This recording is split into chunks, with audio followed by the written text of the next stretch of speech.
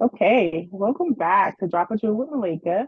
This is a special follow-up segment with Jamal Brathwaite to our our third podcast episode, where Jamal Brathwaite talks about his candidacy for Brockton City Councilor-At-Large. So today we're just going to talk about a little of the things that's been going on since his candidacy run was initiated, but also there's an event coming up this weekend in Brockton, hosted by the NAACP, where many candidates will be there, I guess, for some question and answers, but also it's a get to know event. So Jamal has some interesting news and details to tell us about this event and some updates about his run for candidacy. So welcome back, Jamal. Thank you. Thank you so much for hosting me on your show. Of Um, course. yep, so it's been a great summer. Today is August 24th, 2023, and we only have so many days left of summer, so we got to make the most of the days we have now. I've been Yeah. spending my summer just knocking on doors, trying to meet as many residents in Brockton as possible. My goal is to be a listener.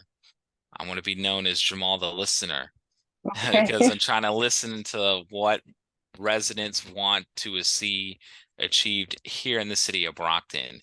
And this Saturday is an opportunity for residents to get to know candidates running for city office better. hmm Fortunately, due to the NAACP, the Brockton Area NAACP will be hosting a Meet the Candidates forum hmm from 1 p.m. to 4 p.m. on Saturday, August 26th at West Middle School, located at 271 West Street in Brockton, Massachusetts. From 1 p.m. to 1:45 p.m. will be an informal uh, um, meet and greet opportunity hmm where refreshments will be provided and people can meet candidates one-on-one and ask them, talk to them and ask them anything they want. And then after the period of 1:15 p.m. till 4 o'clock will be a more formalized opportunity to observe how the NAACP gives candidates an opportunity to speak, to talk about their platform, as well as to ask them questions that are topics of interest. This sounds a little juicy, that first hour. But this is also, it sounds like it's going to be a nice little event. But why do you think this is important? Because I really haven't heard of any events like this before. Is Mhm, this a mhm. typical event to have? Yeah, so every yeah, well, first, this is a very important event. It's an important event because here in the city of Brockton, there aren't many opportunities for the general public to really get to know candidates or topics involved with city government if residents are not taking the initiative to go learn this information on their own. Oftentimes in Brockton, residents will wait to see something published in the Enterprise newspaper. Some candidates get a little bit more active and they're involved in Facebook. Um, Group pages where their theme is Brockton. And so Mhm. that, but once again, that's a very small percentage of the Brockton population that does engage on that kind of platform. Yeah.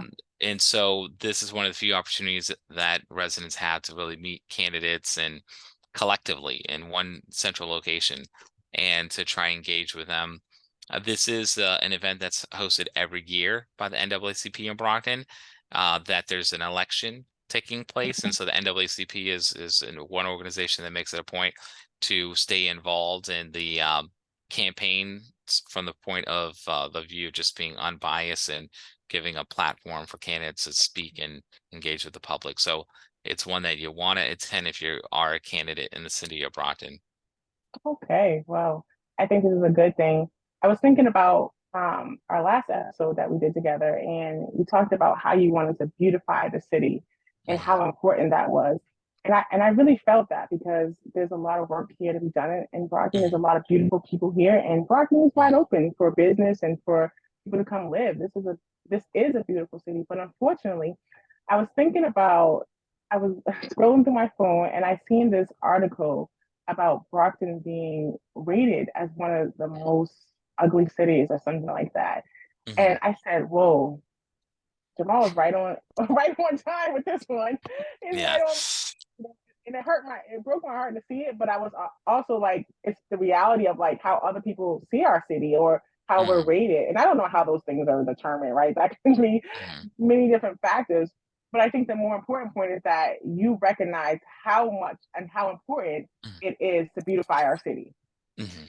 Yeah, absolutely. I mean, now, so I cannot give any merit to the basis for how they came with that designation or that description.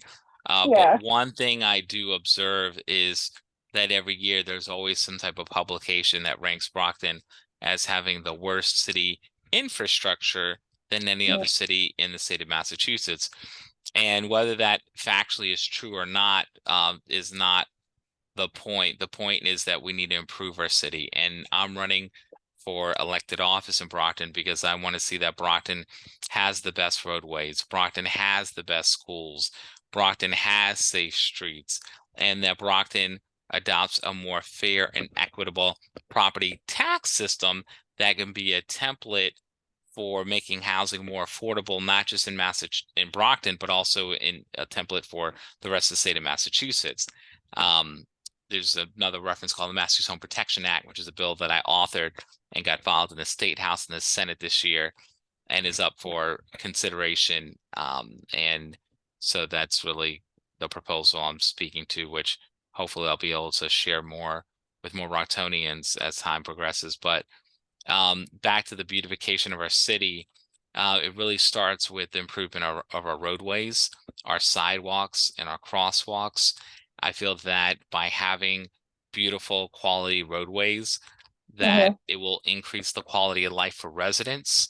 It Mhm. will increase investments from businesses that want to open up in Brockton, and will add value for visitors who come to Brockton. And I want their first impression to say, wow, Brockton's got some really nice roads. For And sure. hopefully that will motivate them to want to come back to Brockton, as well as because of the unique character of our community. So for me, Mhm. improving Brockton roadways is paramount important and is something that's also a time sensitive opportunity where we have something called the U.S. Infrastructure Investment Jobs Act, which was implemented in 2022 and brought $9.5 billion to Massachusetts. And it's important here in Brockton that we fight for our fair share of those monies in order That's to right. improve our infrastructure so that we can have one of the most beautiful cities in Massachusetts. Right. So there you go. Whoever printed that article, we're coming. Brockton is getting back on the map, and hopefully, with your leadership and guidance and winning the candidacy for city councilor at large in Brockton, that this will occur. But I want to ask you too. What's your thoughts on? I read something, and I keep reading things, so don't. But I read something that said that the city was looking to purchase the Brockton Fairgrounds for like $55 million. I was like, Mhm. whoa, that number seems kind of. I'm not really into like real estate and stuff, but Mhm. I was like, that's a lot. So, what are your thoughts on that? Yeah, so on Monday, August 14th, 2023, on the Brockton City Council FinCom Finance Committee meeting agenda was a proposal by the mayor of Brockton where the proposals for the city to acquire the fairgrounds for $55 million through eminent domain.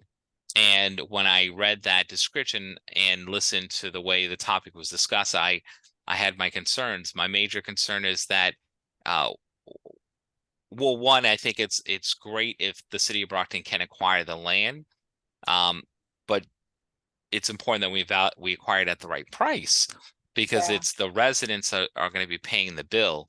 And the Mm-hmm. current plan is for the city to enter into a loan note agreement.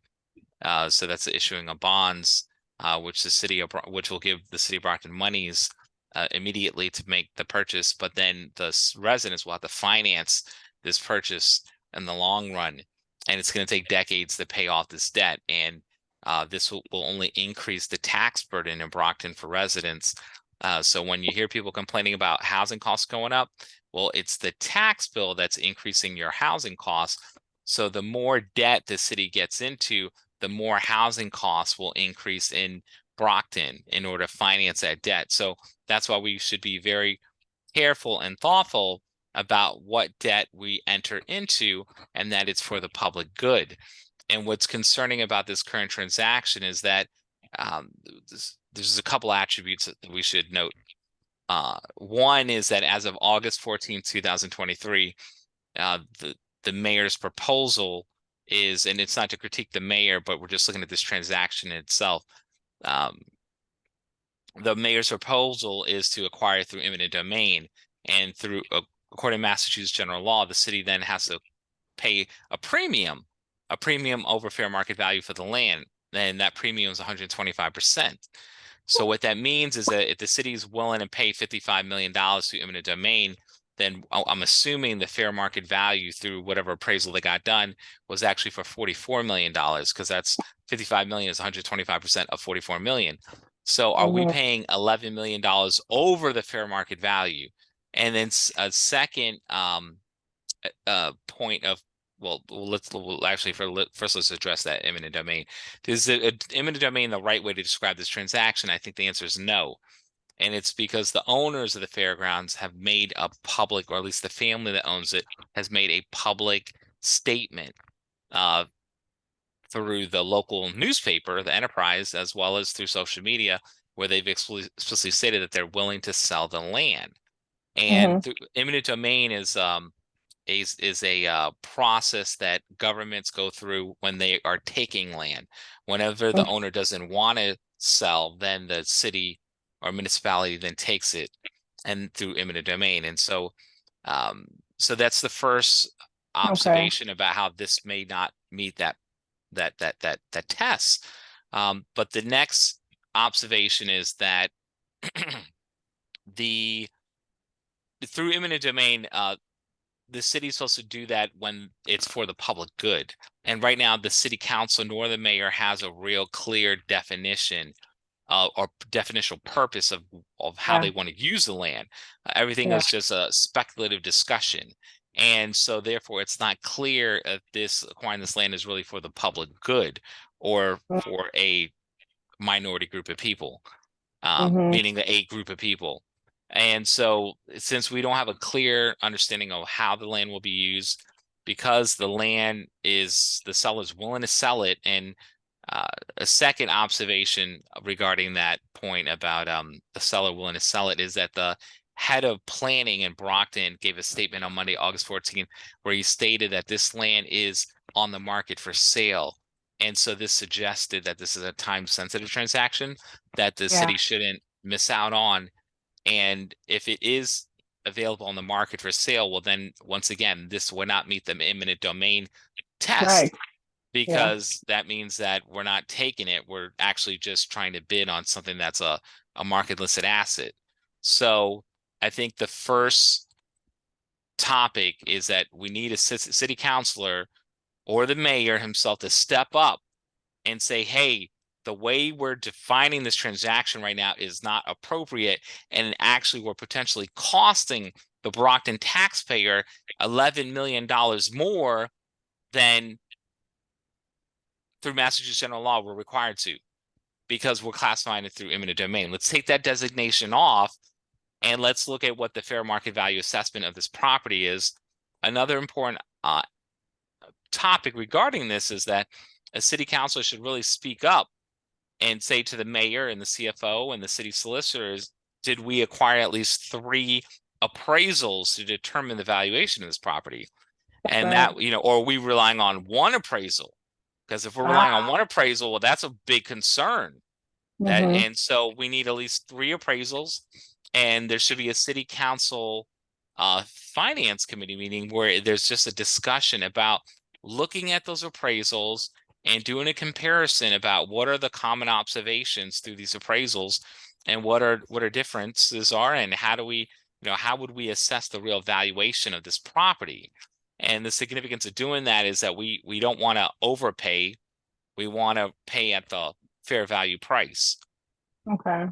Okay, I see. All right, back to those numbers, like you all, Right. like Yeah. you discussed with us last time you came on the show. So this sounds like a really pressing issue right now. And I know Mm, the Brockton Fairgrounds has been a staple in the Brockton community for years, where people come and from all over the state to come visit the fairgrounds. But the fair is no longer there.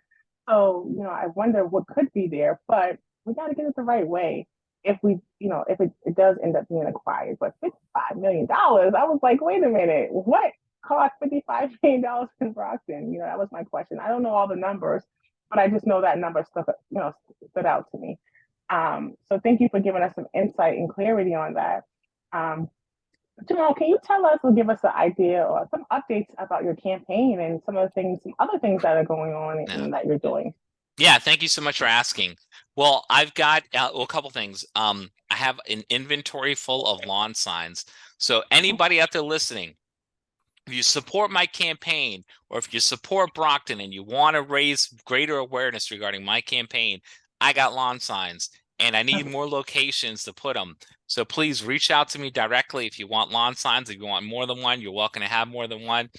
We need to get the word out.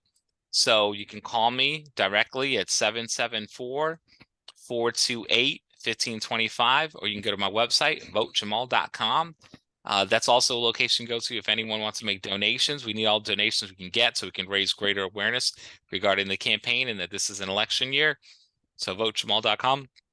Also on Thursday, September 14th, from 6 p.m. to 9 p.m., I'll be hosting a campaign fundraiser at Ann's Palace, located at 277 Main Street in Brockton, Massachusetts. It's one of the most beautiful commercial properties in Brockton currently. Come out, hang out with us, come with questions, come let's talk about Brockton. And also I'll be serving food and we'll have entertainment. So Oh hopefully yeah, you'll enjoy yourself. nice, good. You had some good food last time. Some of the best food I've had at fundraisers. But this is all good stuff. Jamal, I want to ask you just a follow up from our last segment. I know that you were working on cleaning up a corner in Mhm. Brockton. Can you give us an update on that? Because that's a really big Mhm. intersection. Yeah, And yeah, what's absolutely. sore for a while. So can you tell us more? Absolutely. Yeah, so for everybody out there, I live in Ward 6 and at one of the corners of where I live, or an extension of that, at the intersection of Montello and Elliott Street, there's a street corner that used to be a commercial property. And since I guess for almost over a decade now, it's been grown to become a bit of a derelict site that attracts a lot of trash. And so I saw that corner and said, you know what? I'm going to go speak to that property owner and see if I can clean it up. I did. And we cleaned it up as much as we possibly can. And it now looks like a very beautiful open commercial space. And so I've decorated it with some of my campaign signage as well. And so the status is the site's cleaned up. It took me about maybe a week to get it done. And Nice. it's something that I enjoy doing. So but also the process of doing that, I could see that, I looked at, what was a private party responsibility and what was a public city responsibility. And I could see that, with the public city responsibility, it would include maintaining the sidewalks and the curbside. And Yeah. whenever in the roadway you have grass growing, that's the city's responsibility. And one of the things you'll all observe in the city of Brockton, especially with the summer of 2023, we got grass growing everywhere in Brockton that is not cut, it's unkept. And that is a city responsibility.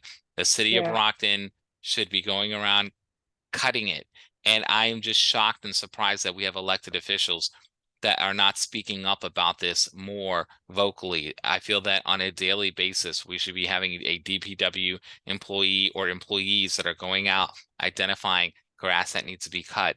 Because when I see grass growing in the middle of the roadway, it Yeah. that's like 2 feet tall, it shows a significant level of neglect. And it seems like something that's very easy to maintain, but it's not just the grass. You also see, the uneven curbside, and then you see the derelict road conditions. And so when you see it cumulative together, it adds to the observation that Brockton is a neglected and derelict looking city as it pertains to the infrastructure. And it's a really bad first impression. And I want to turn that around. I want Brockton to have the best first impression. And Yeah. so um cleaning up that site, I got to really observe in detail just some of the concerns in Brockton that we need to address, some of the most obvious concerns, which is our roadways, our sidewalks, and the grass that is growing in the pavement that's owned by the city. We've had a lot of rain here in Brockton, I will admit that. But the good side to that is perhaps if it wasn't neglected, perhaps we could have created some jobs, or some summer jobs for some youth to kind of help clean up and Yeah. take part, being a part of their community and take pride in their community. So that could Well, be it's interesting that you brought that up because I actually spoke with a parent a couple of weeks ago who told me that she had gone to the city and said, "Hey, look, my son needs a summer job and he loves to cut grass. He'll go around and he'll cut all this grass." And she was advised, "No, no, your son cannot. He's not approved to cut this grass." But the question is, who is? And really, that's going to be a city employee. And I really hold my elected officials the most accountable because they're the ones who set the tone and set the priority for government. And so I appreciate we employ over 400 people to work in city government, as well as another 400 between fire and police. So that's like 800 civil servants. Plus, then there's the school department. But the the tone starts at the top with the mayor and our city council, who are elected officials. That's right. The leadership starts from the top, so everything trickles down. Mhm. I remember when I was at a business meeting, we were getting credentialed, and one of the accreditors came in, and there was some stuff we had to work on, and she said, "It's not the staff. You got to work on your leadership, and everything else will Mhm. follow." So I think I've always remembered that, and that's always stuck with me. So we have to have good leadership, and that's why I really want you know better leadership in our city, and that's why I really want better leadership in our city. And you've addressed the characteristics of better leadership. And again, and the reason why I followed up with you on that question about, did you do what you said you were going to do as far as the beautifying that Mhm. street in that corner? Yeah. And I don't really see too many people getting up on their Sunday saying, "Hey, let's go clean up this corner," right? But I wanted to, I don't want to be biased in this, but I like to stick with facts. Did you say did you do what you say you were going to do? And you Yeah, did. that's right. Absolutely. And one thing I want to highlight was the process of cleaning up that corner was one that included, first of all, we got a lot of encouragement when people would drive by. Everyone was like shocked, like, "Oh my God, what are you doing there?" And so we got a lot of people honking their horns in support. There's a business across the street, the Brewster Ambulance Services, and they would Yeah. wave us on. They were like, so you could see they were so appreciative over Yeah. because they have been looked at the neglect for so long, and they're like, "Oh, thank God somebody's cleaning that up." So it The time, really, people want people, I think people are under a lot of stress and pressures with life itself and all the things that are Mhm, going on. So maybe they don't always have time to say, "Hey, um, let's clean this up." But that doesn't mean it's not bothering them. It mhm, doesn't mean mhm, that if people are going through enough stress and depression and life circumstances that aren't the best, that coming outside and walking outside to a beautiful place can't make a big difference either. mhm, So, that I think that right there, it makes all the difference. Your environment can really make or break or change the quality of your life. And so just doing something small like that made mhm. such a big impact for many people. You could walk out their house. I couldn't imagine living across the street from that and having to walk outside to that every day and be like, Yeah. "This is it," right? So I Right, really right. like you gave just taking the initiative to do that. Hopefully that will have a domino effect, right, for other folks to Yeah. kind of pick up and do that. And again, that's part of what good leadership means, right? To not only say Mhm, what you're going to do, but to actually show what you're going to do. And so I mhm, really appreciate that, Jamal. So thank you for sharing that and coming back to us for this quick check-in and follow-up. mhm. So is there anything else you want to tell us about before this Saturday? I mean, Yeah, I mean, the only thing else I'd say is that for anyone out there who's passionate about improving the city of Brockton, improving our first impression, our roadways, our sidewalks, our crosswalks, if you're interested in the improvement of our tax system to be more to assist housing and making it more affordable, or you're interested in increasing the quality of our public schools, please, if you want a representative to represent your interests, reach out to me, Jamal Brathwaite. You can go to votejamal.com, or you can call me directly, 774-428-1525. Our community is a reflection of our residents. And so if something's important, it's important that we make it a priority for our entire community. It shouldn't just be something that we wait for someone else to handle. One thing I want to highlight is that one day I was cutting, or I was having some grass cut near where I live, and one of my neighbors said, "Oh, hey Jamal, come, let's I'm having a barbecue. You want to come hang out with us?" And I was like, "Yeah, definitely. I'm just waiting to make sure this grass is cut first." And my neighbor was like, "Oh, don't worry about that. The city's gonna handle that." I was like, "No, the city ain't gonna handle this, okay?" And somebody's got to make sure it gets done. And he was Yeah. like, all right, we'll just come over when you're ready. But the moral of the story is that, and I love my neighbors 100%, but all too often people say, "Oh, it's somebody else's issue. Let someone else deal with it." But in the city of Brockton, the level of neglect and dereliction of our roadways is on the level where we all now got to step up and That's take right. ownership. And that's what I'm asking, even if it's a minimum of just going and voting on September 19th and November 7th, do something versus Yeah, nothing. that's Thank you. right. Well, thank you again, Jamal. You dropped several jewels. You talked to us about eminent domain. You talked to us about how to clean up a corner and what that looks like and what the process is like. You dropped several jewels for us today, and just the process of the election process and meeting your candidates and why that's really important right now. And the time is now. This is a very important time, and also the infrastructure bill that you talked about that could bring more jobs to the city, which means good things for us. And you also talked about taxes too. If Brockton does acquire the city of Brockton does acquire this Brockton Fairgrounds land at that cost of $55 million, what that can do, what the impact would be for many of us residents who are already trying to rob Peter to pay Paul, right? So I appreciate all the knowledge and all the jewels that you dropped for us today. Can't wait to see what happens on Saturday. We're looking forward to it. And keep us updated with your campaign. Thanks a lot, Jamal. I will do. Thank you so much. And I look forward to coming back and providing further updates. All right. Well, thank you. Thank you. Bye-bye. Bye.